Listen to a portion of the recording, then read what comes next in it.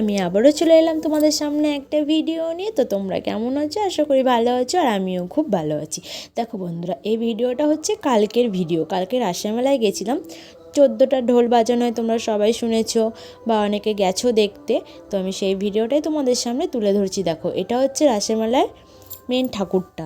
দেখো কি সুন্দর, অপূর্ব দেখতে, মনে হচ্ছে মানে দেখেই যাই, এত সুন্দর। তাই আমি তোমাদের সামনে দেখাচ্ছি। দেখো, দেখো, এই যে 14 ঢোল বাজানো শুরু হয়ে গেছে, তো সেটাই আমি তোমাদের সামনে দেখাচ্ছি। দেখো কত লোক হয়েছিল, আরও লোক হতো, কারণ কালকে তোমরা সবাই জানো যে আমবাগান স্কুলে 50 বছর পূর্ণ হওয়াতে পৌশালীকে নিয়ে এসেছিল, সেখানে অর্ধেক লোক ছিল, তার জন্য এখানে একটু লোক কম হয়েছে, কিন্তু লোক হয়েছে সেই তুলনায় কম। ওই যে দেখো, রাধাকৃষ্ণকে নিয়ে আসছে, ছোট ছোট বাচ্চা দুটোকে সাজিয়েছে, এত সুন্দর সাজিয়েছে, আর এত সুন্দর মানিয়েছে, তোমাদেরকে কি বলবো। ওদেরকেও মনে হচ্ছে খালি দেখেই যায়, খুব সুন্দর লাগছিল রাধাকৃষ্ণকে। দেখো, দেখেছো?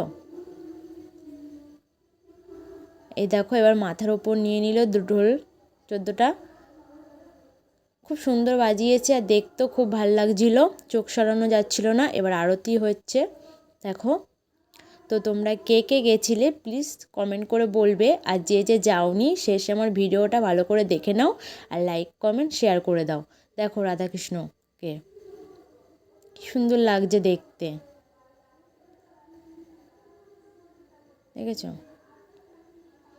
দেখো, এবার রাধাকৃষ্ণকে চারিদিক নিয়ে ঘুরছে ঢোল নিয়ে 14টা। তো তোমাদের আমার এই ভিডিওটা কেমন লাগলো প্লিজ বলবে, আর সবাই সুস্থ থেকো, ভালো থেকো।